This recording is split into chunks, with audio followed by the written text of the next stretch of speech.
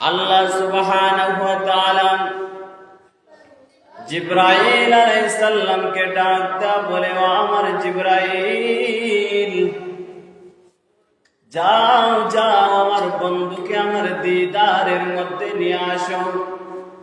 ও মুসলমান ইমানদার, আমার প্যারা নবীর উম্মতেরা রে, ও বন্ধু রে, আল্লাহ পাক রব্বুল আলামিন জিবরাইল আলাইহিস সালামকে হুকুম করার পরে জিবরাইল আলাইহিস সালাম জান্নাত থেকে মেরাজের পোশাকটা নিয়ে উম্মে হানির ঘরের মধ্যে চলে গেলেন। ওই জায়গা থেকে মেরাজের মধ্যে নিয়ে যাবেন। আল্লাহ রাসূলকে এই জান্নাতি পোশাকটা পরিধান করিয়ে জিবরাইল আলাইহিস সালাম আল্লাহ রাসূলের কাছে যখন জান্নাতি পোশাকটা নিয়ে গেলেন, আল্লাহ রাসূল এই জান্নাতি পোশাকটা দেখে কান্না শুরু করে দিয়েছেন। জিবরাইল আলাইহিস সালাম ডাক দিয়া বলে, ইয়া রাসূলুল্লাহ, ইয়া হাবিবাল্লাহ, নবী গো, ও মায়ের নবীজি, অনেক নবী রাসূল কান্নাকাটি করতেছে আল্লাহর সাথে সাক্ষাৎ করার জন্য, আর আল্লাহ নিজে বলেছে আপনার সাথে সাক্ষাৎ করবে। আপনি তো খুশি হওয়ার কথা, আপনি আল্লাহর দিদারে চলে যাবেন। আল্লাহ রাসূল ডাক দেয়া বলে, জিবরাইল, আমি তো অন্য নবীদের মতো নবী নয়। আমি যখন আল্লাহর দিদারে মেরাজ শরীফের মধ্যে চলে যাব, আমি জানতে চাই আমার গুনাহগার উম্মত গুলা কার কাছে রেখে যাব। ও মুসলমান ইমানদার, আল্লাহ রাসূল খুশি না হয়ে উম্মতের মায়া কান্নাকাটি শুরু করে দিলেন। জিবরাইল আলাইহিস সালাম বলে, ইয়া রাসূলুল্লাহ, ইয়া হাবিবাল্লাহ, নবী গো, ও মায়ের নবীজি, আপনি যত সময় পর্যন্ত আল্লাহর দিদারে থাকবেন, আল্লাহ সুবহানাহু ওয়া তাআলা বলে, ও জিবরাইল, আমার বন্ধুকে জানিয়ে দাও, আমার বন্ধু যতক্ষণ পর্যন্ত আমার দিদারের মধ্যে থাকবে, আমি আল্লাহ সুবহানাহু ওয়া তাআলা স্টপ করে দিব, বন্ধ করে দিব। কি বন্ধ করে দিব? আমার বন্ধু নবীর উম্মতদের আমি আল্লাহ সুবহানাহু ওয়া তাআলা তাদের যে গুনাহ করবে এই সময় আমি সব কিছু স্টপ করে দিব, তাদের কিছুই হবে না। আমার বন্ধু নবী যখন মেরাজ থেকে আবার চলে আসবে, আমি আল্লাহ সুবহানাহু ওয়া তাআলা আবার সব কিছু চালু করে দিব। সুবহানাল্লাহ। আল্লাহ রাসূল দিদারে যাওয়ার জন্য কান্নাকাটি করে না, উম্মতের মায়া কান্নাকাটি করে, উম্মতকে কোথায় রেখে যাবে। আর আল্লাহ সুবহানাহু ওয়া তাআলা বলে, ওই সময় যতক্ষণ পর্যন্ত আপনি আমার কাছে থাকবেন, আমি সব কিছু স্টপ করে দিব, বন্ধ করে দিব, যতক্ষণ পর্যন্ত আপনি আমার কাছে থাকবেন। এজন্য মুসলমান, আল্লাহ রাসূল জিবরাইল আলাইহিস সালাম জান্নাতি পোশাকটা পরিধান করে আল্লাহ রাসূলকে নিয়ে যাচ্ছেন, মেরাজ শরীফের মধ্যে যাবেন। যাওয়ার সময় সর্বপ্রথম মুসা আলাইহিস সালামের মাজার শরীফের পাশে দিয়ে যাচ্ছেন। হঠাৎ করে আল্লাহ রাসূল ডাক দেয়া বলে, ও জিবরাইল, আমি তাকায়া দেখতেছি আমি একজন পয়গম্বরকে দেখতেছি। ওই পয়গম্বরের নাম হলো হযরতে মুসা আলাইহিস সালাম। ওই মুসা আলাইহিস সালাম কবরের মধ্যে জিন্দা শুয়ে আছে এবং দাঁড়ায়া নামাজ আদায় করতেছে। এইখান থেকে পাওয়া যায় বন্ধুরে, এইখান থেকে পাওয়া যায় কোন নবী রাসূল মৃত্যু নয়, সব নবী রাসূল জিন্দা। এমনকি জিন্দা তারা কবরের মধ্যে দাঁড়ায় নামাজ পড়তে পারে। আল্লাহ রাসূল মুসা আলাইহিস সালামের রওজা শরীফের পাশ দিয়ে যাচ্ছেন, কিসের জন্য? অন্য নবীজির রওজার পাশ দিয়ে তো নিতে পারতেন। আল্লাহ সুবহানাহু ওয়া তাআলা কিসের জন্য মুসা আলাইহিস সালামের রওজার পাশ দিয়ে আল্লাহ রাসূলের মেরাজ শরীফের পথটা করলেন? এই জন্য করছে রে মুসলমান, মুসা আলাইহিস সালাম বেশি কান্নাকাটি করেছিল আল্লাহকে দেখার জন্য। আল্লাহ ডাক দেয়া বলে, মুসা রে, তোর রওজার পাশ দিয়ে আমার রাসূলকে আমি মেরাজ শরীফে আনতেছি, আমি বুঝাইয়া দিতে চাই আমার বন্ধু কালিমুল্লাহ নয়, আমার বন্ধু খলিলুল্লাহ নয়, আমার বন্ধু নবীকে আমি তার উপাধি দিয়েছি হাবিবুল্লাহ। সুবহানাল্লাহ। এমন সময় মুসা আলাইহিস সালামের রওজার পাশ দিয়ে যাচ্ছেন, যাওয়ার পরে আল্লাহর রাসূল কোথায় গেলেন? বাইতুল আকসার মধ্যে গেলেন। ফিলিস্তিনের জমিনে এখনো বাইতুল আকসা আছে, সেই কাবাটা হলো মুসলমানের প্রথম কাবা। এই বাইতুল আকসা ফিলিস্তিনের জমিনের মধ্যে আছে, এটা ছিল মুসলমানের প্রথম কেবলা। ওই জায়গা কেবলা করে মুসলমান নামাজ আদায় করত। আল্লাহ রাসূল মনে মনে চিন্তা ধারণা করে, যদি কেবলাটা পরিবর্তন হইতো। আল্লাহ রাসূল শুধু মনে মনে চিন্তা করেছে, যদি কেবলাটা পরিবর্তন হইতো। আল্লাহ সুবহানাহু ওয়া তাআলা ডাক দেয়া বলে, বন্ধু যাও, আমি তো তোমার মনের খবর জানি, আমি কেবলা পরিবর্তন করে দিব, টেনশন করিয়েন না। আমি আল্লাহ সুবহানাহু ওয়া তাআলা কেবলা পরিবর্তন করে দিব, আপনি টেনশন করেন না। আল্লাহ রাসূল শুধু মনে মনে ভাবতেছে, মুখ দিয়া প্রকাশ করে নাই। আল্লাহ কেবলা পরিবর্তন করে ওই খানায় কাবাকে কেবলা বানিয়ে দিলেন।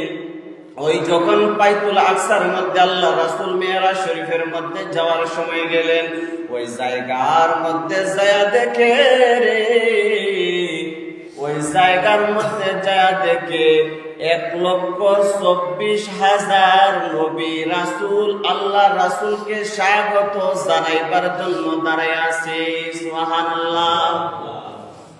1,24,000 নবী রাসূল বাইতুল আকসার মধ্যে, বাইতুল আকসার মধ্যে আল্লাহ রাসূলকে বিদায়ের স্বাগতম জানানোর জন্য দাঁড়ায় আছে। এবং আল্লাহ পাক রব্বুল আলামিন এইখান থেকে তার উম্মতদেরকে জানায়া দেয়, আমার কোন নবী রাসূল মুর্দা নয়, তারা কখনো মরতে পারে না। মুসা আলাইহিস সালাম কবরের মধ্যে নামাজ আদায় করতেছে, আবার মুসা আলাইহিস সালাম বাইতুল আকসার মধ্যে, মুসা আলাইহিস সালাম আবার বাইতুল আকসার মধ্যে। আল্লাহর রাসূল ওই জায়গার মধ্যে বাইতুল আকসার মধ্যে 2 রাকাত নামাজ আদায় করাইবেন। ওই 2 রাকাত নামাজ পড়বেন। ওই 2 রাকাত নামাজের ইমামতি আমার রাসূল করবেন, আর 1,24,000 নবী রাসূল হবে মুক্তাদি। কত সুন্দর মেরাজের কথা। ওই বাইতুল আকসার মধ্যে আল্লাহর রাসূল 2 রাকাত নামাজ আদায় করবেন, আর বাইতুল আকসার মধ্যে 1,24,000 নবী রাসূল মুক্তাদি মুসল্লি হিসাবে থাকবে, সবার সাথে সাক্ষাৎ করতেছে। এখন বলেন, আল্লাহর রাসূল বলতেছে, আমি সবার সাথে সাক্ষাৎ করেছি, আমি সবার সাথে মুহানাকা করেছি, মুসাফা করেছি।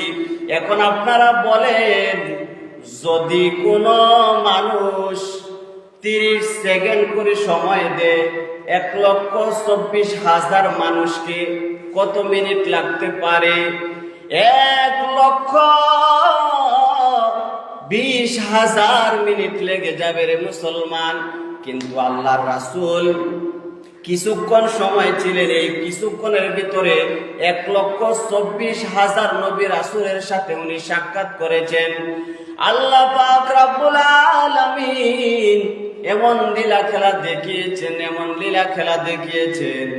মুসা আলাইহিস সালাম ওই জায়গার মধ্যে নামাজ আদায় করেছিল আল্লাহ রাসূলের পিছনের মধ্যে দাঁড়াইয়া। সবার সাথে সাক্ষাৎ শেষ হয়ে গেছে, আল্লাহ রাসূলকে বিদায় দিবে। আল্লাহ রাসূল মেরাজ শরীফের মধ্যে চলে যাবে, বাইতুল আকসা থেকে প্রথম আসমানের মধ্যে চলে যাবেন। আল্লাহ রাসূল যখন বিদায় নিয়ে যাচ্ছে, যাওয়ার সময় বুরাকের মধ্যে উঠবেন। বুরাকের মধ্যে ওঠার সময় ওই বাইতুল আকসার মধ্যে একটা পাথর আছে, ওই পাথর ডাক দেয়া বলে, ইয়া রাসূলুল্লাহ, ইয়া হাবিবাল্লাহ, নবী গো,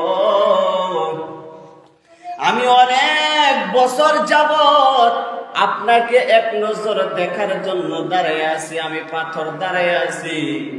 আল্লাহ রাসূলকে দেখার জন্য পাথর কান্নাকাটি করে। আপনি আমার উপরের মধ্যে পাটা রেখে আপনি বুরাকের মধ্যে উঠবেন, আর আমি পাথর আপনার পায়ের দলি মুবারকের কারণে আমি পাথর দন্ন হয়ে যাব। সুবহানাল্লাহ। বনের যত পশুগণ ভক্তি করত দুই চরণ, বনের যত পশুগণ ভক্তি করত দুই চরণ।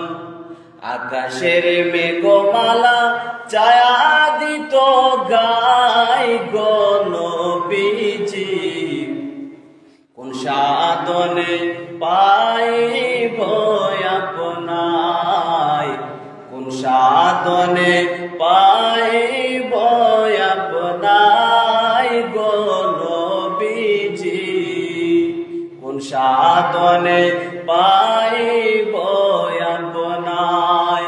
নবী মাতৃ গর্ভে আসিয়া পিতাহারা হইয়া, নবী মাতৃ গর্ভে আসিয়া পিতাহারা হইয়া, এতিমের রূপে আসলেন দুনিয়ায় গো নবীজি, কোন সাধনে পাইব আপনায় গো নবীজি, কোন সাধনে পাইব আপনায়। বাইতুল আকসা থেকে আল্লাহ রাসূল প্রথম আসমানের মধ্যে যাবে। ওই সময় পাথরের উপরে সওয়ার করে যাবে। ওই পাথর 1000 বছর আল্লাহ রাসূলকে দেখার জন্য কান্নাকাটি করতেছে। ও মুসলমান, গভীর মনোযোগ। আল্লাহ রাসূল পাথরের মধ্যে যেই মাত্র পাড়া দিছে, আল্লাহ জানায়া দে পাথর, তোর গায়ের মধ্যে আমার বন্ধু নবীজি দিপা কদমটা রাখে রে পাথর। ওই সময় আমার বন্ধু নবী যেন টের না পায় পাথরের উপরে কদমটা রাখছে। ওই পাথর তুই তুলার মতো নরম হয়ে যায়। আল্লাহু আকবার। ওই পাথরকে আল্লাহ হুকুম দিয়েছে, শক্ত থাকবি না। আমার রাসূল কদম রাখলে যে বুঝতে পারে না পাথরের উপরে কদম রাখছে, এমন ভাবে নরম তুলার মতো হয়ে যাবি যেন আল্লাহর রাসূল অনুভব করতে পারে তুলার মধ্যে কদমটা রেখে বুরাকের মধ্যে উঠতেছে। এজন্য মুসলমান, মেরাজ এখান থেকে প্রথম আসমান থেকে দ্বিতীয় আসমানে গেলেন, এমন ভাবে যাইতে যাইতে সিদরাতুল মুনতাহা পর্যন্ত গেলেন। সিদরাতুল মুনতাহা থেকে মুনতাহায় যাওয়ার পরে এখান থেকে আরো কাহিনী শুরু, সেখানে জিবরাইলের বেল শেষ। এজন্য আল্লাহ পাক রব্বুল আলামিন আমাদেরকে যেন সঠিক বুঝ দান করে, সকলে বলে আমিন। আসসালামু আলাইকুম ওয়া রাহমাতুল্লাহি ওয়া বারাকাতুহু। আল্লাহুম্মা আমিন। ربنا ظلمنا أنفسنا وإن لم تغفر لنا وترحمنا لنكونن من الخاسرين. ربنا وتعاليت يا ذا الجلال والإكرام.